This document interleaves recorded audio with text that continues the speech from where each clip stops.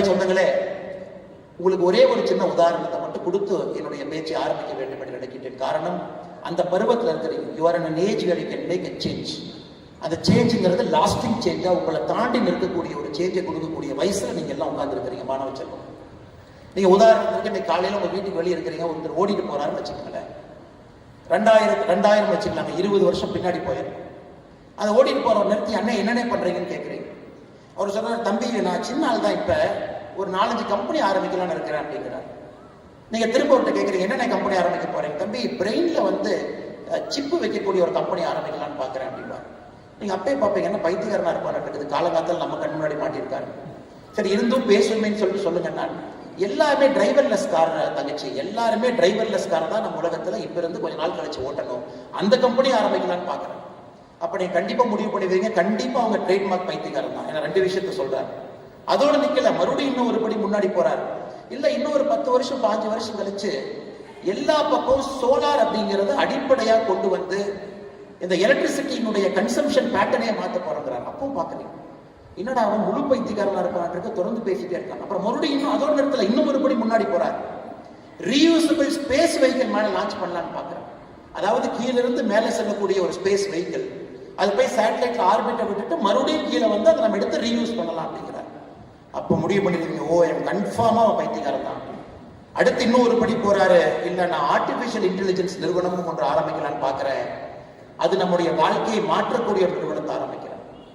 2000 ஆண்டு இந்த மாதிரி ஒரு மனுஷங்க முன்னாடி சொல்றாருன்னா அவருக்கு இந்த உலகம் பைத்தியக்காரன் என்கின்ற முத்திரையை குத்தி இருக்கும், அது எந்த மாற்று கருத்தும் இல்லை. ஆனா இன்னைக்கு அதே மனிதனை திரும்பி பார்த்தீங்கன்னா எலன் மஸ்க் என்கின்ற பெயர், நியூரோ லேப் என்கின்ற ஒரு பெரிய கம்பெனி இன்னைக்கு பிரெயின்குள்ள சிப் வைக்க ஆரம்பிச்சிட்டாங்க, to control your brain waves, அது ஒரு நிறுவனம்.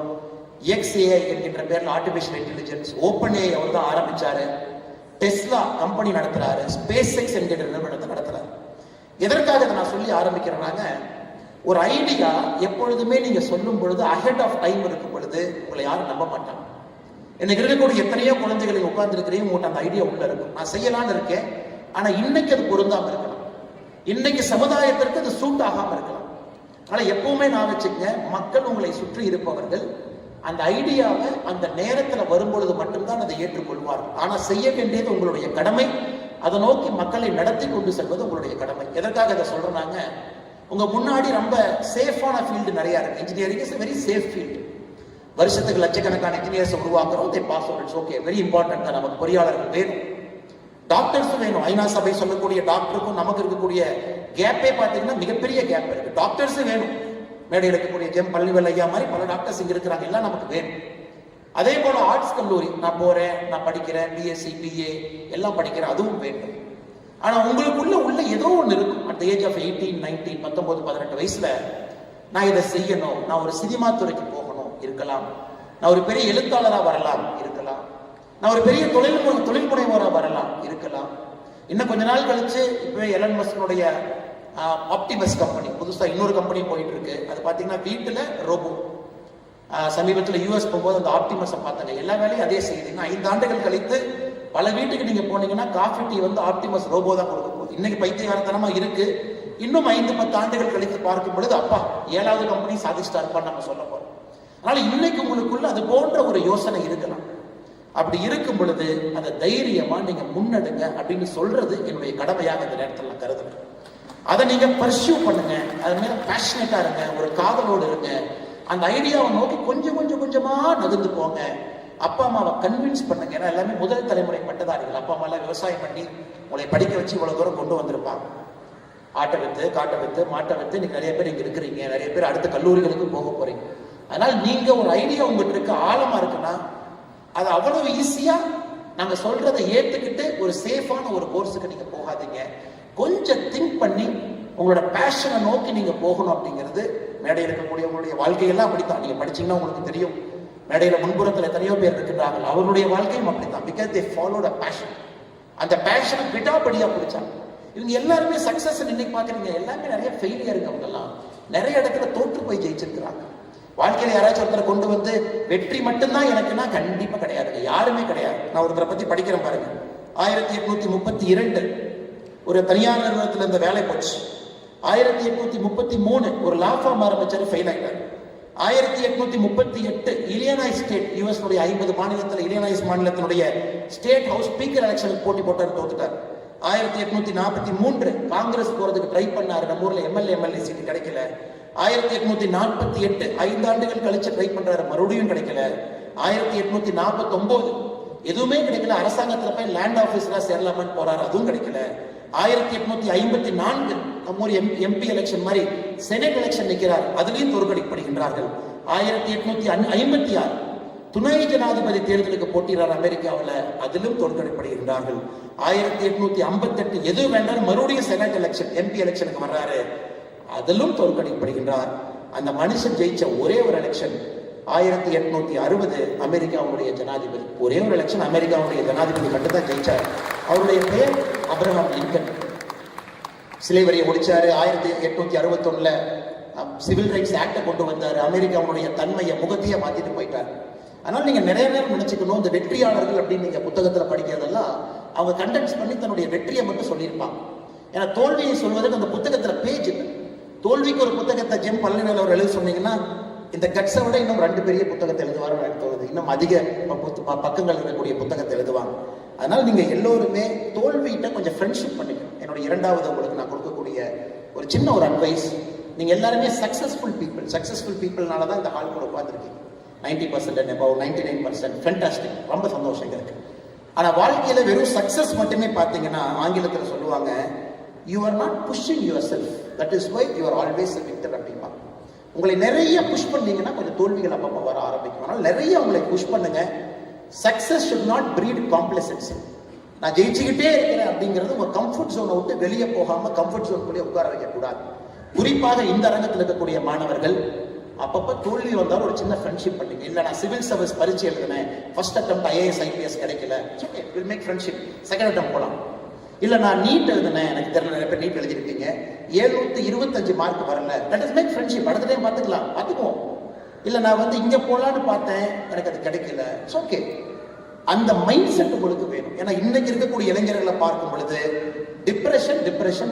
ஏன் depression? Love failure depression, NEET exam failure depression. எல்லாருக்கும் டிப்ரெஷனை மட்டும் தான் பார்க்குறவங்களை தவிர அந்த ஃபெயிலியரோட ஒரு சின்ன ஃப்ரெண்ட்ஷிப் வச்சுக்கணும்னு யாரும் பார்க்கல. அதனால மாணவ செல்வங்களே, டிப்ரெஷன் உங்க வாழ்க்கையை அப்ரஸ் பண்ணக்கூடிய விஷயமா மாத்திராதீங்க. ஓப்பன் அப்பா இருங்க, பேஷனை சேஸ் பண்ணுங்க. வெற்றியாளர்களை மட்டும் பார்க்குறீங்க, அந்த வெற்றியாளர்களுக்கு பின்னாடி இருக்கக்கூடிய தோல்வியை பார்க்க மாட்டீங்க. அண்ணன் சிபி ராதாகிருஷ்ணன் அவர் நம்முடைய துணை ஜனாதிபதி, ஒரு அற்புதமான மனிதர். நான் பழகியதில் ஒரு எளிமையான, நேர்மையான, ஒரு நல்ல ஒரு மனிதர், எந்த டவுட்டும் கிடையாது. ரொம்ப ஒரு தேசியவாதி, ஒரு பற்றாளர், சொந்தமாக ஒரு நிறுவனத்தை நடத்தினாரு. ஒரு நாள் அலுவலகத்தில் என்கிட்ட சொன்னார், என்னை எப்பொழுதுமே அன்பா தலைவரேன்னு கூப்பிடுவார். கூப்பிடும் போதெல்லாம் எந்திரிச்சு நின்றுக்குவேன். நான் சொன்னேன், அண்ணா என்னன்னு? இல்லை நம்மளை கொஞ்சம் ஸ்பின்னிங் மில்லுக்கு அதிக நேரம் கொடுக்கணும், ஒரு 6 மாதம் ஸ்பின்னிங் மில் பக்கம் போயிட்டு வரேன். நான் ஏன்னு கேட்டேன், இந்த பொது வாழ்க்கையில் வந்துப்பா ஸ்பின்னிங் மில் கொஞ்சம் அவுட் ஆஃப் கண்ட்ரோல் இருக்கு, நான் அங்கே போகிறேன். 6 மாதம் போனேன். அப்புறம் கேரளாவுடைய ஒரு பொறுப்பு, சின்ன பொறுப்போ பெரிய பொறுப்போ, அதையும் செஞ்சார். எதையும் எதிர்பார்க்காம 50 ஆண்டுகள் 60 ஆண்டுகள் பல தோல்விகளை பார்த்தவர். சிபி ராதாகிருஷ்ணன் ஒரு வெற்றியை காமிச்சிங்கன்னா அவர் சரித்திரத்தில் 3 தோல்வியை நான் காட்டுவேன். லோக்சபால அற்புதமா ஜெயிச்சாரு, ஒரு தலை சிறந்த எம்பியாக இந்த பகுதிக்கு அவ்வளவு விஷயங்கள் செஞ்சு கொடுத்தவர். அதே மண்ணில் அதே லோக்சபால அவருக்கு வெற்றியும் கிடைக்கல. ஆனாலும் அவருடைய முகத்தை பொறுத்தவரை அப்படியே தான் வண்டி ஓடும். இன்னைக்கு எவ்வளவு பெரிய பொறுப்பு, இந்த நாட்டினுடைய துணை ஜனாதிபதி என்கின்ற உயரிய பொறுப்பு. அவர் வெற்றி மட்டும் பண்ணலாம் அவர் கிடைச்சதுக்கா? இல்ல, சிபிஆர் தொட்டதெல்லாம் வெற்றி, தொடர்ந்து 50 வெற்றி, அதனால துணை இல்ல. அந்த மனிதனுடைய கேரக்டருக்காக, அந்த மனிதனுடைய நெஞ்சுரத்துக்காக, அந்த மனிதனுடைய நேர்மைக்காக நம்முடைய பிரதமர் ஐயா மோடி அவர்கள் நேராக கூப்பிட்டு நீங்க துணை ஜனாதிபதியா பொறுப்பெடுத்து மக்களுக்கு சேவை பண்ணுங்க, நாட்டினுடைய 2வது பெரிய குடிமகனாக நீங்க இருங்க. அதனால யாரை நீங்க இங்க எடுத்தாலும் தோல்விகள் அவங்களுக்கு சாதாரணம், சகஜம். தோல்வியோடவே வாழ்ந்தவர். நான் சரஸ்வதி அக்காவோட லைஃப் ஹிஸ்டரிக்கெல்லாம் நான் போகவே இல்லை. நிறைய தோல்விகளை பார்த்து விட்டு இங்க அமர்ந்திருக்கிறாங்க. ஆனால் அருமை சொந்தங்களே, இந்த 2வது மிக முக்கியமானது, தோல்விகளோட ஒரு ஃப்ரெண்ட்ஷிப் நீங்க வச்சுக்கணும். You should make friends with defeat. அது இல்லைன்னா நீங்க டிப்ரெஷனுக்குள்ள போயிருவீங்க, நீங்க திரும்ப எய்மே பண்ண மாட்டீங்க, திரும்ப அச்சீவ் பண்றதுக்கு போக மாட்டீங்க. அதுவும் என்னுடைய அன்பான வேண்டுகோளாக நீங்க எடுத்துக்கொள்ள வேண்டும். நேற்று நீங்க பார்த்திருப்பீங்க, ஜூலை 18, 2026 பிரதமர் பேசினாங்க. ஸ்டேஜில் பார்த்தீங்கன்னா ஐஎஸ்ஆர்ஓ சேர்மன் நாராயண சார் இருக்கிறாங்க. ஒரு 2 சின்ன பசங்க மாதிரி 2 பேர் இருந்தாங்க. டிவி பார்த்தீங்களான்னு தெரியல. அந்த ஒரு சின்ன தம்பி வந்து போன்ல பிரதமர்கிட்ட பேசுறாரு, லவுட் ஸ்பீக்கர் போட்டு மைக்ல நாம எல்லாம் கேட்கிறோம். நேற்று என்ன சரித்திரம், இந்தியாவுடைய சரித்திரம் நேற்று எப்படி மாற்றி எழுதப்பட்டது? நேற்று இந்தியாவுடைய சரித்திரம் எப்படி மாற்றி எழுதப்பட்டதுன்னா, 2 பசங்க, பவன்குமார் சந்தனா, நாகா பாரத் தாக்கா, ஹைதராபாத்ல இருக்கக்கூடிய ஒரு நிறுவனம் ஸ்கை ரூட் ஏரோஸ்பேஸ், இந்தியாவுடைய இந்தியாவில் உருவாக்கிய ஒரு பிரைவேட் ஸ்பேஸ் ஷிப்பை நேற்று நாம லான்ச் பண்ணியிருக்கிறோம். கவர்மெண்ட்டுக்கு அதுக்கு சம்பந்தம் இல்லைங்க. லான்ச் பேட் மட்டும்தான் ஐஎஸ்ஆர்ஓ, லான்ச் பேட் மட்டும்தான் ஸ்ரீஹரிகோட்டா. ஐஎஸ்ஆர்ஓ ஒரு மைனர் ஃபண்டிங் அந்த கம்பெனி கொடுத்தாங்க. அந்த 2 பசங்களும் ஐஎஸ்ஆர்ஓல இன்ஜினியரா இருந்தவங்க. 8 ஆண்டுகளுக்கு முன்பு ஐஎஸ்ஆர்ஓல இருந்து வெளியே போய் ஏன் நம்ம சொந்தமா ஒரு கம்பெனி ஆரம்பிக்க கூடாது, 2000 எப்படி எலன் மஸ்க் நான் சொந்தமா ஒரு கம்பெனி ஆரம்பிப்பேன், ஸ்பேஸ் எக்ஸ் மாதிரி ஆரம்பிப்பேன்னு சொன்னவங்கள 2016 இந்த 2 பசங்களும் அதை ஆரம்பித்து படிப்படியா இவங்களே போய் 4 பேருக்கு அந்த ஐடியாவை கொடுத்து பணம் வாங்கி பிரைவேட் ஸ்பேஸ் ஷிப்பை பில்ட் பண்ணி, இந்தியாவை பொறுத்த வரைக்கும் பாத்தீங்கன்னா பிஎஸ்எல்வி ஜிஎஸ்எல்வி இருக்கும், இவங்களே பிரைவேட்டா பில்ட் பண்ணி அதுக்குள்ள 4 பிரைவேட் காரங்களோட சேட்டலைட்டை லோட் பண்ணி நேற்று ஸ்ரீஹரிகோட்டால வந்து லான்ச் பண்ணி சக்சஸ் ஆச்சு. அதற்கு பிரதமர் கூப்பிட்டு பாராட்டுறாரு அந்த 2 பசங்களுக்கும் மேடையில் மீது. இந்த நாட்டினுடைய பிரதமருடைய வார்த்தை பாருங்க, இந்த நாட்டினுடைய ஸ்பேஸ் எக்ஸ்ப்ளோரேஷனை பொறுத்த வரைக்கும் விண்வெளிக்கு செல்வதை பொறுத்தவரை இது ஒரு மைல்கல்ங்கிற வார்த்தையை பிரதமர் பயன்படுத்துறாங்க. ஏன்னா கிட்டத்தட்ட 46 ஆண்டுகளுக்கு முன்பு நேற்று 2026 46 ஆண்டு முன்னாடி போட்டீங்கன்னா 1980 இதே தேதி ஜூலை 18 தான் நம்முடைய ஃபர்ஸ்ட் ராக்கெட் SLV-3 ஸ்ரீஹரிகோட்டால இருந்து இந்தியன் ராக்கெட் வெற்றிகரமா சோதனையை தாண்டி மேல போச்சு. 46 ஆண்டுகளுக்கு முன்பு அரசு செஞ்சிச்சு. 46 ஆண்டுகள் கழிச்சு 2 பிரைவேட் சிட்டிசன்ஸ் பண்ணிருக்கோம். அப்ப எவ்வளவு தெரிஞ்சிருக்கும், மெட்டீரியல் சயின்ஸ் இன்ஜினியரிங் தெரிஞ்சிருக்கணும், ஏரோடைனமிக்ஸ் ஹைட்ரோடைனமிக்ஸ் இவ்வளவு விஷயங்கள் தெரிஞ்சிருக்கணும், பார்ட்டிகல் பிசிக்ஸ் தெரிஞ்சிருக்கணும். அது எல்லாம் அரசுகிட்ட இருக்கும். ஏன்னா 1000 இன்ஜினியர்ஸ் இருப்பாங்க ஐஎஸ்ஆர்ஓல, ஒருத்தர் ஒரு வேலையை செய்வாங்க, கம்பைன் பண்ணி செய்யலாம். ஆனா 2 பசங்க 8 வருஷத்துல ஒரு நிறுவனத்தை ஆரம்பித்து இவ்வளவு விஷயங்களை சரி செய்து சக்சஸ்ஃபுல்லா லான்ச் பண்ணிருக்காங்க. சாதாரண நிகழ்வுகள். அதுவும் உங்களுக்கு ஒரு பாடம். ஒருவர் செய்ய முடியவில்லை என்றால் இதுவரை யாரும் செய்யலின்னு அர்த்தம் கிடையாது, யாரும் முயற்சி செய்யலின்னு அர்த்தம். ஸோ இந்தியாவில் இந்த பசங்க முயற்சி பண்ணாங்க. நேற்று ஜூலை 18 2026 சொந்தமாக தனியார் நிறுவனம் ஒரு ஆனா ஃபர்ஸ்ட் லான்ச் பண்ண சக்சஸா 1979 ஆகஸ்ட் 10 அந்த ஃபர்ஸ்ட் சக்சஸ்க்கு முன்னாடி ஒரு வருஷம் முன்னாடி போனீங்கன்னா SLV-3 கிளம்பிச்சு. எல்லாரும் உட்காந்து பார்த்தோம். அதான் இந்தியாவோட ஃபர்ஸ்ட் ராக்கெட். எல்லாரும் உட்காந்து பார்த்தோம். 317 செகண்ட் தாண்டி ராக்கெட் என்ன வேகத்துல மேல போச்சோ அதே வேகத்துல கீழே வந்துருச்சு. அது ஃபெயிலியர். அப்ப ப்ரொஃபசர் சதீஷ் தவன், ஏபிஜே அப்துல் கலாம் ஐயா மிஷன் ஹெட்டா இருக்கிறாங்க. பத்திரிகை நண்பர்கள் கேட்கிறாங்க, என்னங்க சுதந்திரம் கிடைச்சு இத்தனை வருஷம் ஆச்சு, 1979 இன்னும் பிரிட்டிஷ்காரன் சொல்லுவீங்களா? 32 வருஷம் ஆச்சு சுதந்திரம் கிடைச்சு, ஏன் ஃபெயிலியர்? சதீஷ் தவன் கலாம் அவர்கள் புத்தகத்தில் எழுதுறாங்க, எனக்கு லைட்டா அப்படியே ஒரு சின்ன பயம். ஏன்னா நான் தான் மிஷன் ஹெட், அப்ப நான் தான் பொறுப்பேற்றுக்கணும். அப்ப ஐஎஸ்ஓ தலைவராக இருக்கக்கூடிய சதீஷ் தவன் அவர் கை நீட்டி சொல்றாரு, இவங்க இல்லைங்க, நான் தான் பொறுப்பு, நான் தான் ஐஎஸ்ஆர்ஓடைய தலைவர், அடுத்தது நான் சக்சஸ் பண்ணி காட்டுறேன். கலாம் ஐயாவை பேசவே இல்லை, ப்ரொடெக்ட் பண்றாரு. அதே கலாம் தன்னுடைய புத்தகத்தில் எழுதுறாரு.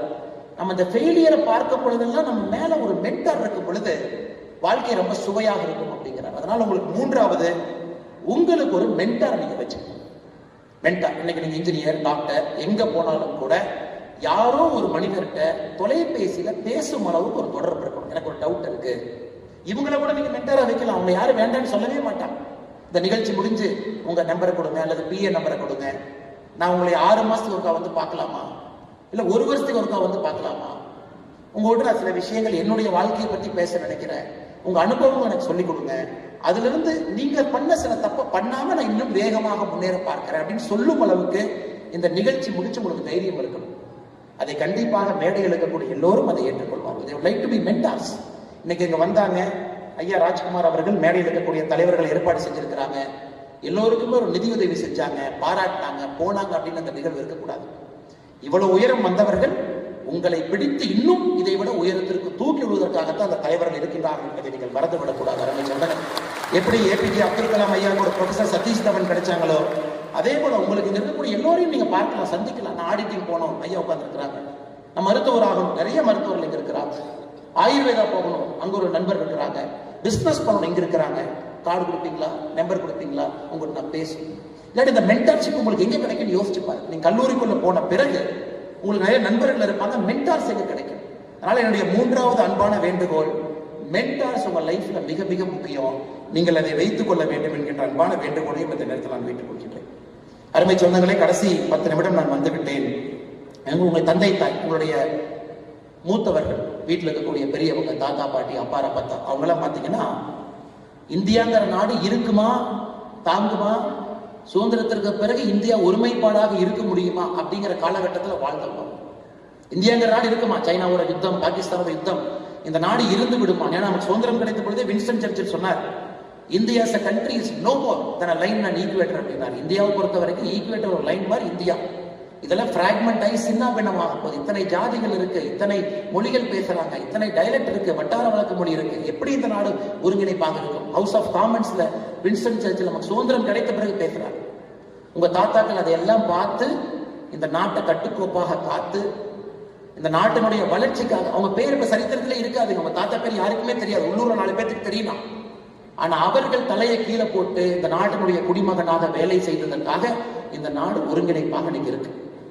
அடுத்து உங்களுடைய தந்தை தாய் அவங்கெல்லாம் வந்த காலகட்டத்தில் அந்த நாடு ஒருங்கிணைப்பாயிருச்சு. இந்த நாடு பொழைச்சுக்கும். ஆனா இந்த நாடு ஒரு 10ஓட 11 தான் இருக்க மாட்டிருக்கு.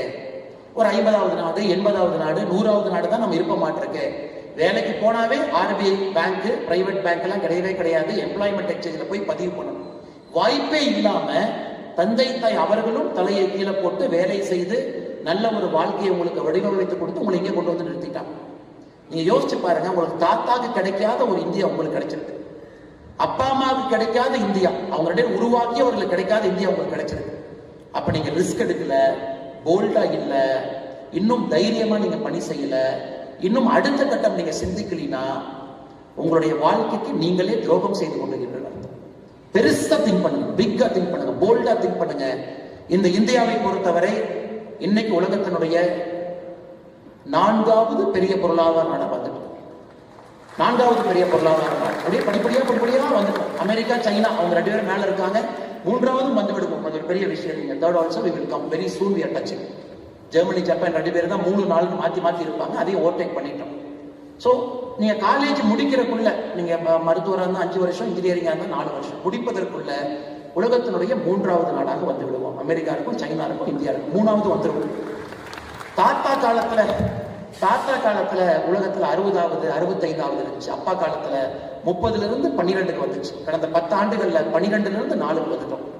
அதனால நீங்க பெருசா திங்க் பண்ணாம, அரைச்சமாவை தயவு செஞ்சு அரைக்காம புதுசா யோசிச்சு அதை இன்னும் சிறப்பா செய்து, டாக்டர்னா சாதாரண டாக்டர் இல்ல, நிபுணர் அப்படிங்கிற பேர். இன்ஜினியர்னா சாதாரண இன்ஜினியர் இல்ல, நிபுணர்ங்கிற பேர். நான் ப்ரொஃபஸரா போறேன், சாதாரண ப்ரொஃபஸர் இல்ல, நோபல் லாரேட் வரும் அளவுக்கு ரிசர்ச் செய்யக்கூடிய ப்ரொஃபஸர்.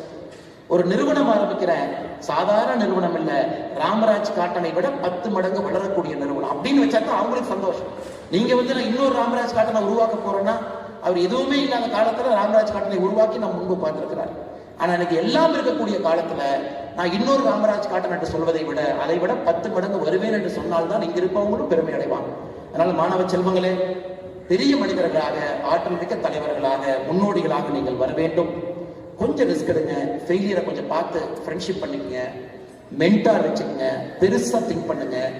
எந்த துறை எடுத்தாலும் கூட காலேஜில் அப்போ முக்கியமே கிடையாது. அதெல்லாம் ஒரு காலம் 1980 IIT அவங்க தான், IIM அவங்க தான், இப்பெல்லாம் முக்கியமே கிடையாதுங்க. எல்லா காலேஜில் எல்லா ஃபெசிலிட்டி எல்லா இடத்துல இருக்கு.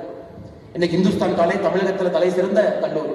உள்ள போனால் இவங்களும் ஜேஸ்டார் வச்சிருப்பாங்க. லைப்ரரியில் ஜேஸ்டார்ங்கிறது வேர்ல்டில் இருக்கக்கூடிய எல்லா ரிசர்ச் ஆர்டிகளும் போட்டிருக்கக்கூடிய ஒரு அகாடமியா டேட்டா பேஸ். இவங்ககிட்ட ஜேஸ்டார்.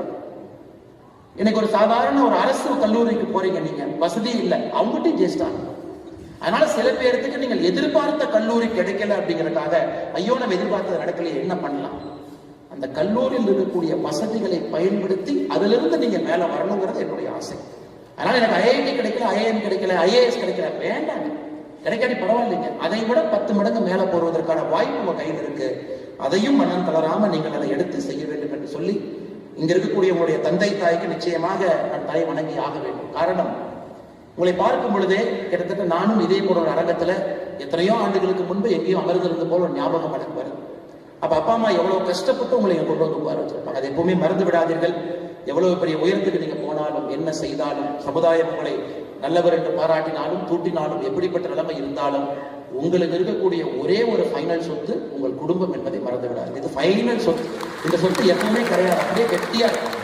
தங்க கட்டி மாதிரி என்னதான் ஊற்றினால கிடையாது. அதனால அப்பா அம்மா கூட எப்பவுமே இருங்க, மரியாதையாக அவர்களோடு இருங்கள், சமுதாயத்தின் மீது ஒரு பெரிய பற்றோடு இருங்கள். ஐயா சொன்னாங்க, எந்த ஒரு சமுதாயத்தையும் இகழ வேண்டிய அவசியம் கிடையாது. நம்ம சமுதாயத்தினுடைய பெருமைகளை நாம் காப்பாற்ற வேண்டிய பொறுப்பு உங்களுக்கு இருக்கு. இதெல்லாம் வந்து உங்க கையில கொடுத்துட்டாங்க, அந்த பொறுப்பையும் எடுத்து செல்ல வேண்டிய கடமை உங்களுக்கு இருக்கு. அதனால் நல்ல மனிதர்களாக, ஆற்றல் மிக்கவர்களாக நீங்கள் வர வேண்டும். எங்களுடைய மனிதர்களுடைய வாழ்க்கையை நீங்கள் படிக்க வேண்டும், முன்னிறுத்தி இருக்கக்கூடிய மனிதனுடைய வாழ்க்கையும் படிக்க வேண்டும் என்று சொல்லி நல்ல வாய்ப்பு கொடுத்த அண்ணன் ராஜ்குமார் அவர்கள் தலைமையில் இருக்கக்கூடிய கோவை பொங்கு நண்பர்களுடைய எல்லா அனந்தகுமார் ஐயா அவர்களுக்கு, லோகநாதன் ஐயா அவர்களுக்கு எல்லோருக்கும் என்னுடைய நன்றி இழந்த வாழ்த்துக்களை வணக்கங்களை தெரிவித்து என்னுடைய உரையை முடித்துக் கொள்கின்றேன். நன்றி, வணக்கம். தமிழகம் வாழ்க, பாரதம் வளர்க.